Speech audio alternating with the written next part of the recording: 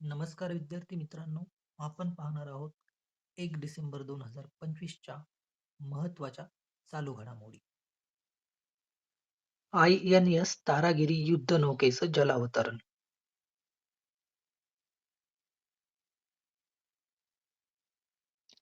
Project 17A अंतर्गत निर्मित अत्याधुनिक युद्धनौका INS तारागिरी जलावतरण एक्झॅक्ट डेट आहे 29 नोव्हेंबर 2025. बांधणी केली आहे Mazagon Dock Ship Builders Limited. याचा जो वर्ग आहे तो वर्ग आहे निलगिरी आणि त्या निलगिरी वर्गातलं हे चौथं स्टील्थ फ्रिगेट आपल्याला बघायला मिळतंय. 1980 ते 2013 या काळात 33 वर्ष सेवा देणाऱ्या माजी INS तारागिरीचं हे नवीन रूप आहे. डिझाईन केलंय वॉरशिप डिझाईन ब्युरोनं. INS शिवालिकपेक्षा अधिक आधुनिक शस्त्रास्त्रे आणि तंत्रज्ञान आपल्याला यामध्ये बघायला मिळते. बांधणी कालावधी 93 महिन्यांवरून कमी होऊन 81 महिने फक्त झाला. पुढचा महत्वाचा पॉइंट आहे 1 डिसेंबर जागतिक एड्स दिन. 1 डिसेंबर रोजी जागतिक एड्स दिन साजरा करण्यात येतोय.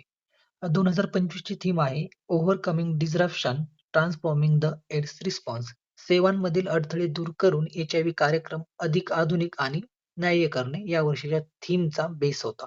उद्दिष्ट आहे 2030 पर्यंत एड्स समाप्त करणे. 1988 साली सर्वात प्रथम UN आणि WHO यांनी मिळून वर्ल्ड एड्स डे साजरा केला होता. उद्देश होता जागरूकता वाढवणे आणि समानता पसरवणे. HIV ह्यूमन इम्युनोडेफिशियन्सी व्हायरस शरीरातील रोगप्रतिकार शक्ती कमी करतो आणि पुढे वेळेत जर उपचार घेतले नाहीत तर एड्स म्हणजेच एक्वायर्ड इम्युनोडेफिशियन्सी सिंड्रोम मध्ये प्रसार कसा होतो तर यावरती बऱ्याच वेळा कॉम्पिटेटिव्ह एक्झाम मध्ये प्रश्न येतात. असुरक्षित लैंगिक संबंध, संक्रमित रक्तवसुया, आईकडून बाळाला गर्भावस्था असताना किंवा स्तनपानाद्वारे याचा मेनली प्रसार होतो. उपचारासाठी जी बेस्ट पद्धत आहे ती आहे ART, जी की सर्वात प्रभावी उपचार पद्धती आपल्याला सांगता येईल. पुढचा महत्वाचा मुद्दा आहे भारतातील पहिलं कोरल रीफ संशोधन केंद्र हे अंदमान निकोबार बेटांमध्ये स्थापित करण्यात येणार आहे. हे जे केंद्र आहे ते दक्षिण अंदमानातल्या चिडिया टापू नावाच्या एका ठिकाणी स्थापन करण्यात येणार आहे. राष्ट्रीय कोरल रीफ संशोधन केंद्र हे त्याचं पूर्ण नाव आहे NCRRI, national coral reef research institute. भारतातील पहिलं राष्ट्रीय प्रवाळ संशोधन केंद्र असणार आहे आणि उद्देश असणार आहे प्रवाळ भित्तींचं संशोधन आणि संरक्षण करणे.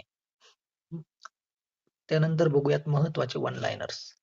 सामाजिक बदलासाठी IIT खरगपूरनं इम्पॅक्ट राईज इनिशिएटिव्ह नावाचा प्रकल्प सुरू केलाय. आसाम सरकारनं 10वीच्या विद्यार्थ्यांसाठी दरमहा 300 रुपये मदतीची प्रेरणा नावाची योजना सुरू केली आहे. तर फ्रान्सनं ऐच्छिक लष्करी सेवा सुरू करणार असल्याचं जाहीर केलंय. CNN न्यूज 18चा इंडियन ऑफ द इयर पुरस्कार जय शहा यांना जाहीर झालाय. ऑपरेशन सागर बंधू भारतानं दितवा चक्रीवादळामुळे आलेल्या आपत्तीचा सामना करण्यासाठी सुरू केले. एकाच फॉर्मॅटमध्ये सर्वाधिक शतकं करण्याचा विक्रम